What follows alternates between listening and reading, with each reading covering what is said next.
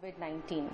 So there are two types of adaptation strategy depending on what is the treatment goal. So in cancer patients, there's always one goal is a curative treatment and one is a palliative. So if we are looking for a cure, then most likely that we will be continuing with the chemotherapy and the radiation because we want to control the cancer and we want to achieve remission. And if a patient is undergoing palliative therapy, for example, some stage 4 disease, then we'll have to assess what is the potential benefit as compared to the risk, and then accordingly we take the decision. So a tiered approach is adopted for management of patients with cancer during the COVID-19 pandemic. So this approach, it considers what is the general condition of the patient, what is the urgency of the planned cancer treatment, and what is the anticipated benefit in light of the potential risk of COVID-19. So tier 1 is a high priority. So this group includes the patients whose condition is life-threatening or clinically unstable. So when the planned treatment is likely to give a lot of significant benefit. For example, it prolongs the life of the patient, it improves the quality of life of the patient, thereby making the treatment a high priority. Some examples are stage 4 cancer. Suppose it has gone to the brain, it's causing a lot of symptoms in the brain like headache, vomiting, difficulty in seeing, or if it is a metastatic lesion which has gone to the spine, or it is causing a lot of pain in movement or in the back, then these cases definitely are in the high priority. The medium priority group is the patients whose condition is serious but it is not immediately life-threatening, where a short delay of maybe 6 to 8 weeks would potentially not impact on the outcome. And the third is a low priority. This group includes the patient whose condition is stable enough and the treatment can be safely delayed perhaps for another 3 to 4 months or till the COVID-19 pandemic situation improves. There are also 5 priority categories depending on the type of the tumor. So this is a method of categorizing tumor depending on category 1, which is the rapidly dividing cells, which is seen in lymphoma, head and neck cancers, lung cancers and cervical cancers. And the category 2 is a less aggressive type of tumors like breast cancers, prostate cancers, etc. So this, according to this category, the patients who fall in priority 1 should be immediately taken for treatment and the treatment should not be stopped, be it chemotherapy or radiation. And the lesser the priority category, the more you can delay the treatment. So priority 1 is where we are looking for a radical curative intent radiotherapy. For example, for category 1 tumors and for patients who have already been started, so we should not stop. Radiation once started should not be stopped until and unless there is some really unavoidable situation, because that decreases the efficacy of radiation. Priority 2 is the patients who need urgent palliative radiotherapy, like patients with spinal cord compression or who have salvageable neurological function, or there is a superior vena cava obstruction causing a lot of breathlessness. Priority 3 is the radical radiotherapy for category 2 tumors, means for breast tumors, for prostate cancers, and those who need adjuvant radiotherapy. For example, in breast cancer, like after surgery you need radiotherapy, or in breast cancer after surgery you do chemo and then radiotherapy depending on the stage.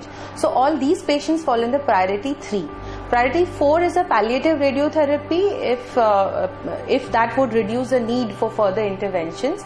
And priority 5 is the last one, where radiation is just for an add-on treatment, where there is adequate surgery done, the tumor has been removed and with a good margin, and the risk of local recurrence is less than 20% at 10 years. So that is the last priority. Coming to some adaptations which have been adopted during the corona pandemic. So if you have a rapidly progressing tumor which is potentially curable, for example Hodgkin's lymphoma, the risk of delaying radiotherapy will definitely outweigh the risk of associated with COVID-19. So radiotherapy is likely to go ahead and it will definitely give benefit. To reduce the visits to the hospital so that you have less chances of getting COVID-19, we consider something called as accelerated radiotherapy or hypofractionated radiotherapy. So what is hypofractionation? Like for example, in breast tumors, we usually give 15 to 20 sittings, depending on whether it is a chest wall radiation or a whole breast radiation. So in some selected cases, we can shrink the duration of radiation from 15 to 20 sittings to just 5 sittings. How we do that? Per sitting, the amount of radiation dose delivered is higher than the normal conventional radiotherapy. Of course, the doctors need to decide which patient is fit and eligible to get hypofractionation, because there are selection criteria depending on which the patients can be taken up. Also, a decision to alter or delay radiotherapy can be considered if medically justified and appropriate. And so the patients due for radiotherapy planning and starting can be triaged and prioritized based on the diagnosis, prognosis and urgency for initiating treatment. Like I already explained, hypofractionation means decreasing the number of sittings but increasing the number of dose per sitting is beneficial in many clinical scenarios. Palliative radiotherapy for symptom relief like backache or headaches, or it can be done in maybe instead of 5 fractions, it can be done in one sitting, or it can be done in 1 sitting per week. So that way we reduce the number of sitting in the hospital, and we also reduce the duration of time a patient and the relative spends in the hospital.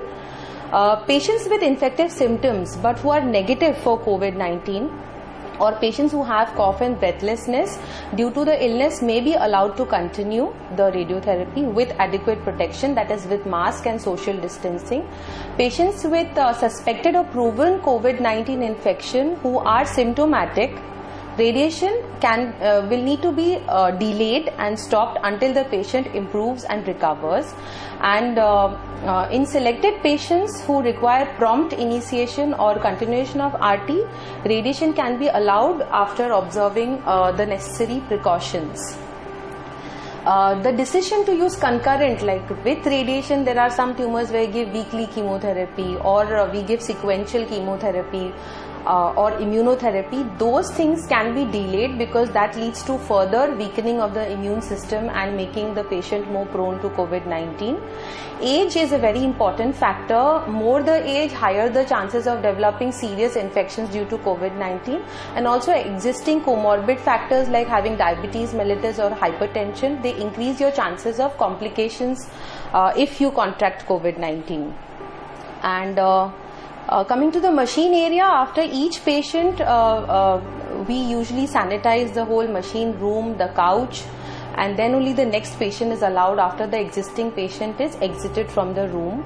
Appointments for radiation are given in a very widespread manner so that there is no overlapping between the patients. This is all done to prevent cross infection from one patient to the other or patient to the healthcare worker. There are some treatments like image-guided radiotherapy wherein we have an onboard imaging on the machine. So the onboard imaging time is minimized so that the treatment time is reduced.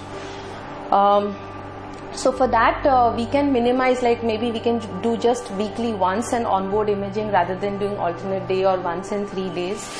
So the other thing is the infected patients who have already recovered. What do we do for that?